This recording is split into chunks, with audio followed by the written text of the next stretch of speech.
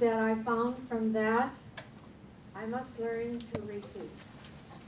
It's a problem for many of us, maybe not quite a problem, but a challenge. It's a challenge for me. Did you hear what I did? Call me on it. Don't ever let me do that. Yeah. Okay? Thank you. Yes. I'm wondering how many of you remember the movie Yentl? Barbara Streisand, and she sang several just totally wonderful songs in that movie. And one of the songs is called Where Is It Written? That song has been so important to me in my life because I was told by someone that I didn't even belong here because I didn't believe the way she believed. And so I was going to be punished for that, of course. And that song was so important to me. You know, there was one line in it that said, you know, where do I belong to the scheme of things? But I want to share the words of that song with you because it says something about what we're talking about today, which is possibility thinking. So here's how the song goes. There's not a morning I begin without 1,000 questions running through my mind, that I don't try to find the reason and the logic in the world that God designed. Why a bird was given wings if not to fly and praise the sky with every song it sings? What's right or wrong where I belong within the scheme of things? And why have eyes that see and arms that reach, unless you're meant to know there's something more? If not to hunger for the meaning of it all, then tell me what a soul is for. Why have the wings unless you're meant to fly? And tell me, please, why have a mind, if not to question why? And tell me, where is it written? Where is it written what I'm meant to be? That I can't dare to have the chance to pick the fruit of every tree and have my share of every sweet imagined possibility. Tell me where. If I were only meant to tend the nest, then why does my imagination sail across the mountains and the seas beyond the make-believe of any fairy tale? Why have the thirst, if not to drink the wine? And what a waste to have a taste of things that can't be mine. But tell me, where is it written? Or is it written anywhere? No, it's not written anywhere. It is not written what you and I are meant to be. With God, this power that lives within us, you and I become the authors of our lives. The choices that we make every day determine how our life will go. There are voices all around us. I know you've heard them. I certainly have. Well, you can't do that.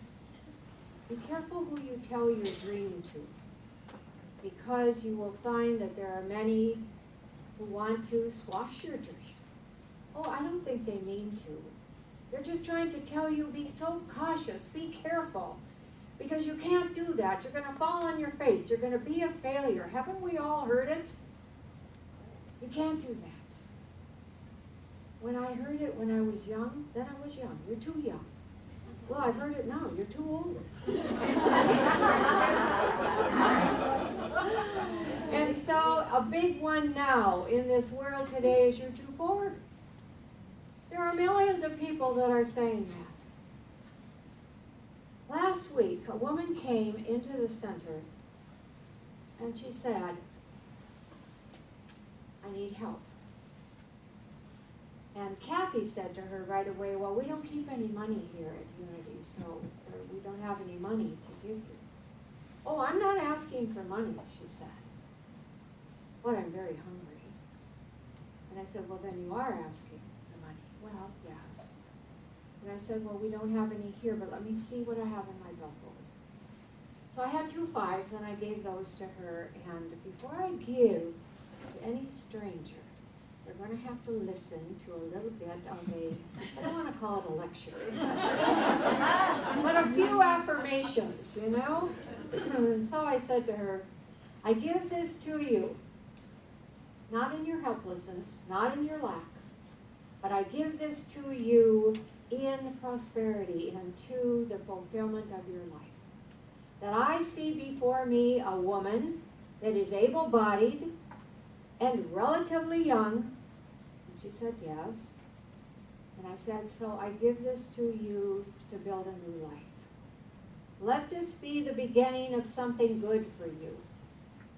You know that her hearing must have been faulty or something, because she did not hear me.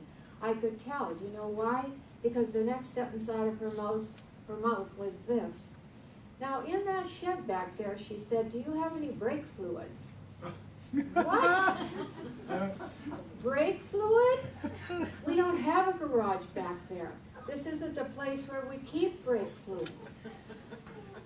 I mean, I couldn't believe what I was hearing. She said, but my car has poor brakes, and I need some of that. I said, well, I'm sorry that your car has poor brakes, and I don't think you should be driving. How far are you going? I'm going to Eau Claire. I said, oh my goodness. She said, yes, I hope I make it. I said, I hope you do too, but I can't help you with that. I hope you find somebody who can. And as she went out the door, I thought, you know, this is just a little frustrating to say something to somebody, and I don't think my words had any effect at all. It's frustrating because just a few positive affirmations, changing her thinking, could change her life. It could be the beginning of something new, for her to stand in the realm of possibility. I keep a quotation on my counter, my kitchen counter, and it's a quote from Emily Dickinson that says, dwell in possibility. Dwell. Live in it. It's a reminder that every day, live in possibility. This is possible. This desire, this dream, whatever it is that I have, I love the word desire, from the Father. See, I wouldn't even have the desire if God hadn't given it to me. And with the desire comes the fulfillment of it. Now, I need to do something too, of course. It doesn't fall in my lap. But I know that, first of all, the very first step is I have to say, this is possible. It truly is. I think we have been given a capacity that I'm not sure we understand. A capacity that maybe we get it in a way, and yet I think we gloss over it. It's in the Bible. In the very first chapter of the Bible, it says, we are made in the image and after the likeness of our Creator. That makes you and me image makers. You and I make images all the time with our thinking.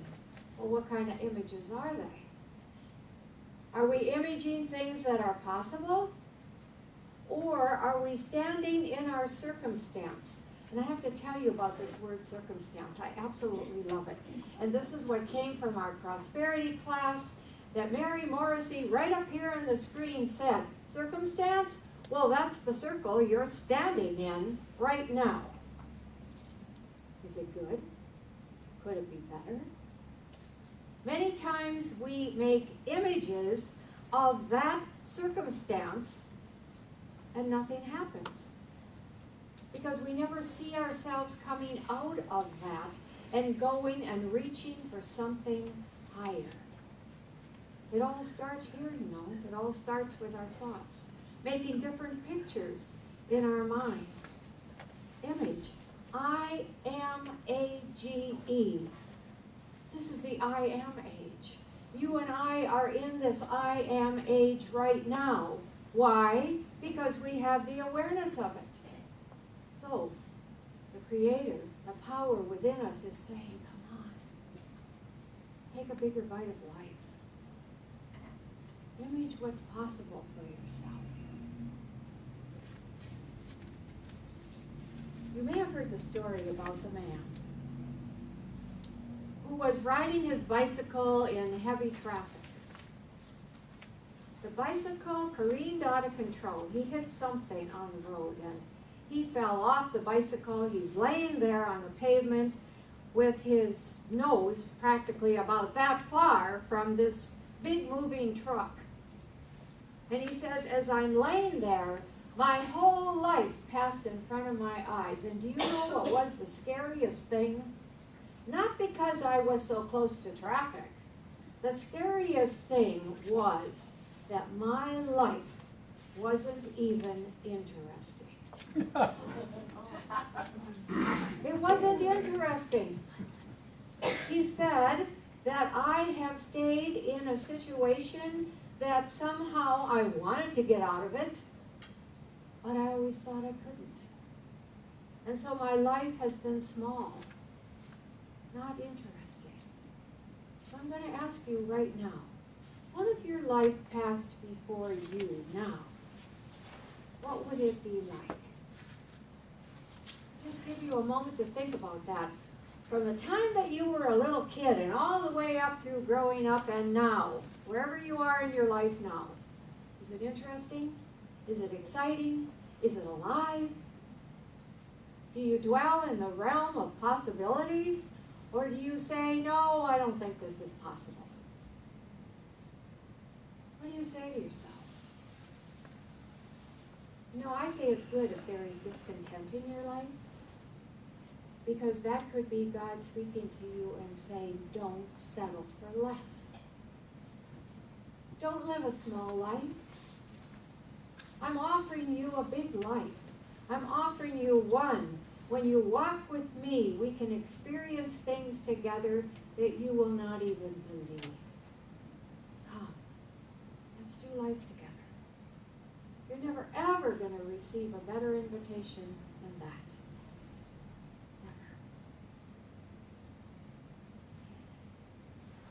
So there is a story in the Bible.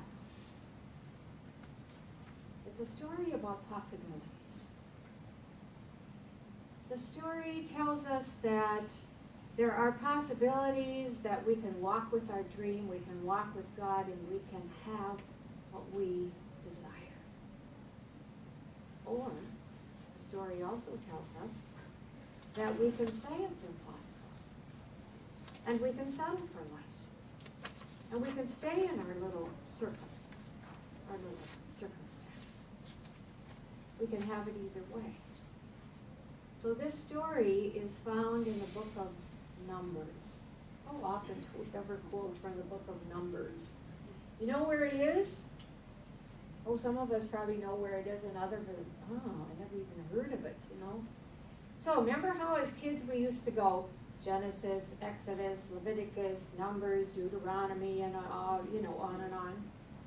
To tell you the truth, I can't go too much farther than that. But at any rate, it is that little book that just is sandwiched in between Leviticus and Deuteronomy, and it's very important. In this book, in the 13th chapter, God is saying to Moses, you are on the brink of the promised land. Now you've got to send 12 scouts into this land to find out about it. What kind of land is this? Is it good for you? So you know that every story in the Bible is our story. So I ask you then, what is your promised land? The promised land for the Israelites was freedom. Freedom from the bondage of Egypt. Freedom from wandering in the desert for 40 years. And now here they are. They're going to go home. This is going to be their homeland. There's freedom here. Your promised land. Whatever your dream, whatever your desire, whatever this new way of life is for you, is your freedom. It's going home. It's not to say that there aren't going to be any challenges along the way. Of course there are. But with the power that lives within you, you find a way to deal with those challenges in a brand new way. In a freedom way, in a joyful way. And so this is the promised land now. We're going there. And the 12 scouts have gone into the land, and 10 come back. They all come back, but 10 come back first. And they say, oh, is that a good place to be? It is so fruitful, it is just flowing with milk and honey. Oh, we can't go there, we can't have it. Can't possess this land because the cities are fortified and the men are powerful. So we can't do it. As a matter of fact, I think that we ought to just go back to Egypt and forget the whole thing. You know what voice that is within you? That's the voice of your ego saying, why, you don't really want to go for this dream, do you? Because it will be difficult. It could have challenges. Yes, it could. So why not just settle into your little circumstance? It's okay. It's going to be easy. And after all, your life isn't that bad, is it? Just settle. That is the voice of the ego, and it speaks to you in the most inopportune moments, but it is the voice that shatters dreams. Don't let it shatter your dream. But there are 2 other voices.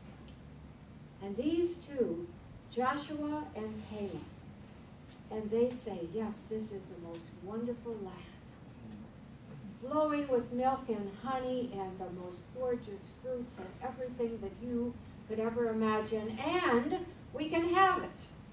We can do it. It is possible.